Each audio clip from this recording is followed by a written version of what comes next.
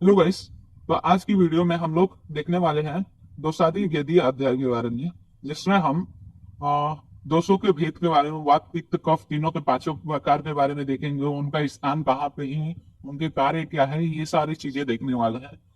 ठीक है, तो आज देखते हैं, स्टार्ट करते हैं। तब सबसे पहले वात के बारे में। तो वात का प्रमुख स्थान होता है, वात का प्रमुख स्थान क्या होता है उसके बारे में देखते हैं। सबसे पहले पक्वाशय शक्ति श्रोत 80% स्थानम वातस्य तत्र अपि पक्वाधानम विशेषता।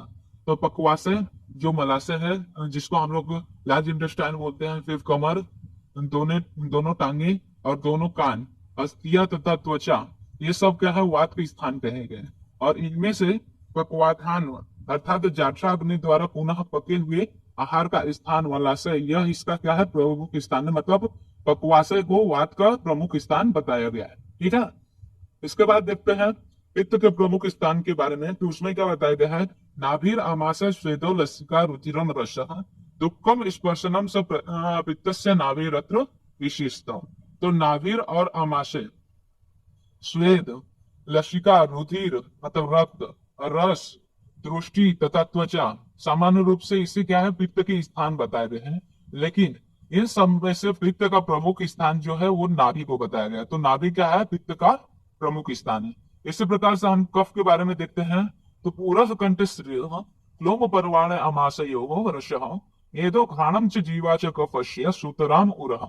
तो कफ के प्रमुख स्थान में सबसे पहले उरस को बताया गया, छाती को, फिर कंठ को, शीर को, क्लोम को, पर्व मतलब जो संधियां हैं उनको, फिर आमाशय, फिर रस धातु, इसी के साथ मेद धातु, घ्राण मतलब नासिका तथा जीव, इन सबको कफ का स्थान बताया गया। लेकिन इन सब में से प्रमुख रूप से कफ का स्थान उरस मतलब चेस्ट रीजन को बताया गया है। उसके बाद हम देखते हैं वाक्य प्रकार। तो प्राणादि भेदात पांचात्मा अवायु। तो मतलब प्राण आदि भेद से वायु के पांच प्रकार है। तो सबसे के पांच प्रकार में आते हैं प्राण वायु, उदान वायु, व्यान वायु, समान वायु तथा अपान वायु। इस भेद से वात के कितने पांच प्रकार होते हैं। तो सबसे पहले हम प्राण वायु के बारे में बात करें। प्राण वायु क्या है, प्राण वायु का स्थान कहाँ है, वो कहाँ संचरण करता है और उसके क्या क्या कार्य है। ठीक है, सबसे पहले देखते हैं प्राणो अतमूर्धक उरह कंठचरो बुद्धि हृदय इंद्रिय चित्त द्रोक स्टीवन छवतो उद्गार विश्वास अन्न प्रवेश कृत। ठीक है, तो हम क्या देखते हैं कि प्राणो अत्र मूर्धका, जो प्राण वायु है वो, और उक्त जो पांच वायु में उसमें प्राण नामक जो वायु वो कहाँ पे, सिर प्रदेश, मूर्धका मतलब सिर प्रदेश में गतिशील रहता है, वहां पे रहता है। कंठ तथा उरह में प्रदेश में उदान वायु विचरण करता हुआ बुद्धि, हृदय, सभी इंद्रियों एवं मन को धारण करते हैं। क्या बताया है कि उरह मतलब इस छाती प्रदेश में तथा कंठ, इन दोनों के बीच में वो विचरण करते हुए बुद्धि, हृदय, इंद्रिय और चित्त, इन सभी को क्या धारण करता है। ठीक है, और इसके कार्य में बताया गया ये जीवन मतलब थूकने का कार्य, छवथो मतलब छींक, उद्गार, निश्वास तथा अन्न प्रवेश आदि कार्य को करने का काम करता है प्राणवायु। इसके बाद हम दूसरा प्रकार देखते हैं इसका, उदान वायु, जिसका बारे में देखते हैं। तो उदन स्थान उदानस्य नासा नाभि गलाश्चर्यत वाक प्रवृत्ति प्रयत्न ऊर्जा बल वर्ण स्मृति क्रिया। तो उदान वायु का प्रमुख स्थान क्या है, पूरा छाती है। प्राण वायु का हम लोग ने देखा था मूर्धगा था। इसी तरह उदान वायु का प्रमुख स्थान क्या है, छाती है। उसके बाद नासा नाभि गलत शरीर, ये क्या करता है, नासिका और नाभि इन दोनों के मध्य में क्या करता है, विचरण करता है। वाक प्रयुक्ति प्रयत्न ऊर्जा, वाक प्रयुक्ति, वाक प्रकृति मतलब ये, और वाणी का निकालना, प्रयत्न ऊर्जा, प्रयत्न का मतलब किसी भी कार्य करने के लिए जो उत्साह होता है वो ऊर्जा, उस कार्य को करने के लिए शक्ति, बल, वर्ण और स्मृति, ये जो सभी क्रियाएं है वो उदान वायु के अधीन होती है। उसके बाद तीसरा हम वायु का प्रकार देखते हैं, वो है व्यान वायु। इसका है व्यानो हृदय स्थित कृत्न देशचारी महाजव गति अपक्षेपण उत्क्षेपण निमेश उन्मेषण आदि कहा प्रायः सर्व क्रिया तस्मिन प्रतिबद्धा शरीरिना। तो व्यानो हृदय स्थित, जो व्यान वायु हो इसका स्थान क्या है, हृदय है। हमने उदान वायु का स्थान देखा था वो पूरा प्रदेश है। लेकिन ज्ञान वायु का स्थान क्या है? हृदय है। ये कृष्ण देशजारी महाजीव, यह संपूर्ण शरीर में विचरण करता है, क्योंकि यह अत्यंत वेगवान, मतलब सबसे अधिक वेग इसमें होता है। ठीक है। इसका कार्य क्या है? गति अवक्षेपण, मतलब अंगों के नीचे की ओर गति को ले जाना, उपक्षेपण ऊपर की ओर ले जाना, निमेष आंखों को बंद करना, और उन्मेष आंखों को खोलना आदि जो कार्य है, ये सभी कौन अपना ज्ञान वायु करता है। और प्राय सर्वक्रियास्मंद बत्ता शरीर युना, तो शरीर में जितनी भी क्रियाएं होती है वो सभी किसी न किसी प्रकार से व्यान वायु से प्रतिबद्धित होती। ठीक है। तो उसके बाद अगला हम देखते हैं वायु वात के प्रकार के बारे में, जो कि है समान वायु। समानो अग्नि समीपस्थ पुष्ट चरती सर्वत अन्नम गृह्णाति पचती विवेचयति मुंचति। तो जो वायु अग्नि के सबसे समीप होती है उसको हम समान वायु कहते हैं। समान वायु क्या होती है? पांचका अग्नि के सबसे समीप रहती है। ये क्या करते हैं? कोष्ठ में विचरण करती है, कोष्ठ में विचरण करती है, कोष्ठ प्रकार में चारों तरफ घूमता है। और यह अन्न ग्रहणाति, अन्न का ग्रहण करता है, उसका पचन करता है, उसका सार कीट पार्ट में विभाजन करता है, और सार भाग का वो मुंचन करता है। इस तरह से ये कार्य करता है। तो समान वायु क्या है? पांचका अग्नि के समीप रहता है, यह कोष्ठ प्रदेश में चारों ओर घूमता रहता है, अमाशय से अन्न को लेता है, फिर उसे पचाता है, उसकी विवेचन करता है, उससे पके हुए आहार में रस मल तथा मूत्र को अलग करके उनको यथा स्थान छोड़ देता है। तो ये सारे कार्य कौन? समान अग्नि करता है। अब लास्ट प्रकार जो पांचवा प्रकार है वात का, वो है अपान वायु। अपानो अपानगः श्रोणी वस्ति नेत्र पूर्व गोचर शुक्र आर्तव सकृत मूत्र गर्भ निष्क्रमण क्रिया। तो अपान वायु क्या है? प्रधान रूप से क्या है? अपान प्रदेश में रहता है। अपान प्रदेश मतलब नितंब आदि प्रदेश में रहता है, गुद प्रदेश में रहता है। और सामान्य रूप से क्या है? यह कमर श्रोणी में, बस्ती में, मेहन, मेहन मतलब मूत्र मार्ग में तथा उरुओं में पाया जाता है। ठीक है। और यह क्या करता है? शुक्र आर्तव मूत्र मल गर्भाशय में गर्भाशय से गर्भ को बाहर निकालने का कार्य कौन? अपान वायु करता है। इसके बाद हम पित्त के बारे में पढ़ते हैं। तो सबसे पहले देखते हैं पित्त के 5 प्रकार। तो पित्तम पंचात्मकम, तो पित्तम पंचात्मकम, तो पित्त के 5 प्रकार में आता है। सबसे पहले पाचक पित्त, रंजक पित्त, साधक पित्त, आलोचक पित्त तथा लास्ट में राजक पित्त।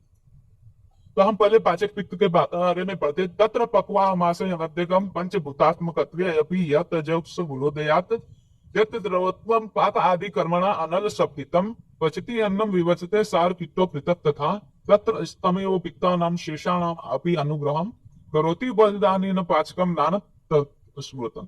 तो पाचक पित्त का वर्णन करते समय हम देखते हैं कि उच्च जो 5 पित्त है उसमें से पित्त, जो पित्त पक्वाशय और अमाशय के व्यर्थ भाग में मतलब सूत्रांत में गतिशील होता है, वह जो कि पंचभूतात्मक होता है, फिर भी उसमें तेजस गुण मतलब जो आग्नेय गुण है उसकी प्रधानता देखी जाती है, जिसमें अपना द्रव स्वरूप छोड़कर कठिन रूप धारण कर लिया है।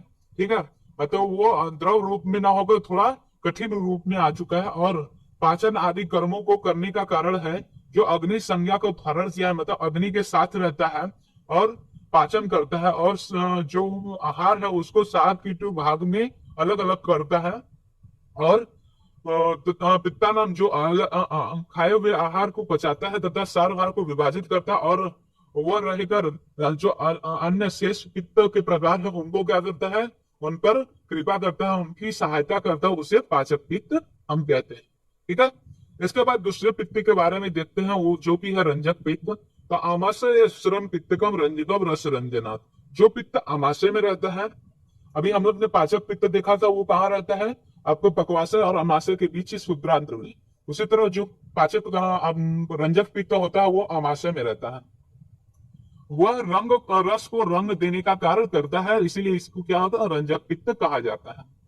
तीसरा पित्त हम देखते हैं साधक पित्त।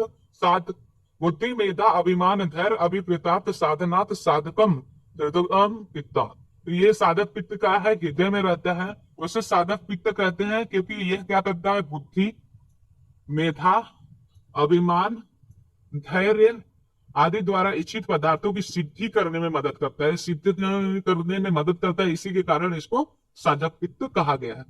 अब चौथा प्रकार देखते हैं वो है आलोचक पित्त। तो रूप लोचनात् स्मृतम द्रुकस्थमालोचकम। तो आलोचक पित्त क्या है? जो पित्त दृष्टि मंडल में रहता है, जो पित्त आंखों में रहता है, उसे आलोचक पित्त कहते हैं। ये क्या करता है? पित्त रूप का देखने में उपयोगी, मतलब रूप का ग्रहण करने में, जो हमारा रूप है, जो कि तेज भूत महाभूत का विशेष गुण है, उसको ग्रहण करने में मदद करता है। कौन सा? आलोचक पित्त। इसके बाद हम भ्राजक पित्त के बारे में देखते हैं, जो कि पांचवा प्रकार है त्वकस्तंभ भ्राजकम भ्राजनात् त्वचा। तो जो त्वक में स्थित होता है भ्राजक, जो त्वचा का भ्राजन करता है, त्वचा में एक प्रकार की कांति और भाषणी लाता है, उसको हम लोग भ्राजक पित्त कहते हैं।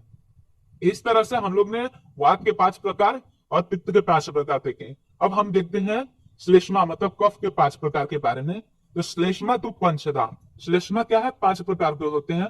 इसमें से सबसे पहले आता है अवलंबक कफ, क्लेदक कफ, बोधक कफ, तर्पक कफ और श्लेषक कफ।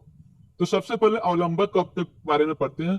उरहस्थ सत्रिकस्य स्ववेदयतः हृदयस्थ अन्नवीर्यश्च ततस्थ एव अमुकर्मणा कफ धामनाम च शेषानाम यत् करोतो अवलंबनम अतो अवलंबकम श्लेषण। तो अवलंबक कफ का वर्णन करते समय हम लोग सबसे पहले देखते हैं अवलंबक कफ के बारे में। तो उसका वर्णन करते समय देखते हैं कि जो कफ पूर्व प्रदेश में रहता है, पूर्व प्रदेश में रहता है, वो अपनी शक्ति से क्या करता है? त्रिकास्थि का तथा वो अपनी शक्ति से त्रिकास्थि का तथा हृदय का अवलंबन करता है। त्रिकास्थि तथा हृदय का अवलंबन करता है, और वही हृदय में रहकर जल कर्म द्वारा क्या करता है? आमाशय तथा आदि दूसरे स्थानों कफ स्थानों की सहायता करता है। इसीलिए इसको अवलंबक कफ कहा जाता है। ये दूसरे जो कफ है उनका भी अवलंबन करता है, उनकी सहायता करते हैं। इसी कारण से इसे अवलंबक कफ नाम दिया गया, जो कि उत्तर प्रदेश में स्थित रहता है। इसके बाद हम देखते हैं क्लेदक कफ के बारे में। तो क्लेदक सो अन्न संगात क्लेदना। तो क्लेदक कफ जो क्लेदन करता है, जो भी हम आहार खाते हैं तो उसका क्लेदन कर उसको अन्न संगात करता है, उनका एक संगात पिंड बनाता है, उस कफ को हम क्लेदक कफ कहते हैं। तो जो कफ आमाशय में रखकर अपना कार्य करता है, वो अन्न को गीला करता है, उसका क्लीदन करता है, उसे क्लेदक कफ कहते हैं। ठीक है।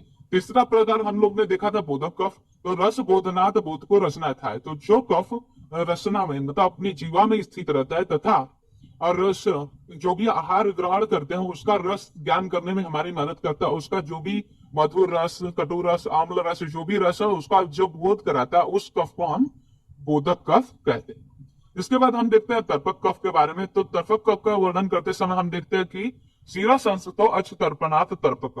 तो जो सिर मस्तिष्क में रहता है वो क्या करता है? सभी ज्ञानेंद्रिय अक्ष का तर्पण करता है, तथा इंद्रियों को अपने कार्य करने में मतलब अपने विषय को ग्रहण करने और उनकी मदद कर उन्हें तृप्त करता है।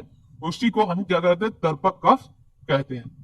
इसके बाद हम आखिरी प्रकार देखते हैं कफ का श्लेषक कफ। श्लेषक कफ का बारे में वर्णन करते समय देखते हैं कि संधि संश्लेषात् श्लेषक संधिशु स्थित। तो जो संधि का संश्लेषण करता है, मतलब संधि को पकड़ के रखता है, उसको बनाए रखता है, उनको एक दूसरे से जोड़े रखता है, वो संधियों को सटाता है, उसे हम श्लेषक कहते हैं, जो कि संधियों में स्थित रहता है। इस तरह से हम लोग ने 5 वात के प्रकार देखे, 5 पित्त के प्रकार देखे और 5 कफ के प्रकार देखे। ठीक है। इसके बाद हम देखते हैं थोड़ा और देखते हैं उपसंहार क्या होता है। ठीक है। तो यहां तक हम लोग ने क्या देखा? अविकृत प्रकृति स्थित प्रकृतिस्थ वात पित्त तथा कफ नामक दोषों और उनके 5 प्रकारों के बारे में हम लोग ने देखा और उसके कार्यों का वर्णन किया। ठीक है। अब इसके बाद यद्यपि उक्त वात आदि दोष जो संपूर्ण शरीर में व्याप्त होते, फिर भी उनके उक्त कर्मों के कारण उनके मानव शरीर में भिन्न भिन्न स्थानों को समझ लेना चाहिए। ठीक है। तो अलग अलग जगह पे वैसे तो वात पित्त कफ क्या है? एक एक ही है, लेकिन अलग अलग प्रदेशों में उनके अलग अलग प्रकार के कार्य की प्रधानता के कारण उन्हें अलग अलग भागों में विभाजित किया गया है। अब यहाँ तक ही हम इस वीडियो में देखते हैं, क्योंकि अगर इससे ज्यादा हम करेंगे तो वीडियो बहुत ज्यादा लॉन्ग हो जाएगा। अगली वीडियो में हम देखेंगे कि वात और इन सब के जो दोष है उनका चय, प्रशम और शमन कैसे होता है, उनके क्या क्या लक्षण होते हैं, क्या क्या गुण उनको उनका चय या प्रशम करवाते हैं, ये सारी चीजें हम अगली वीडियो में देखेंगे। आज के वीडियो के लिए बस इतना है।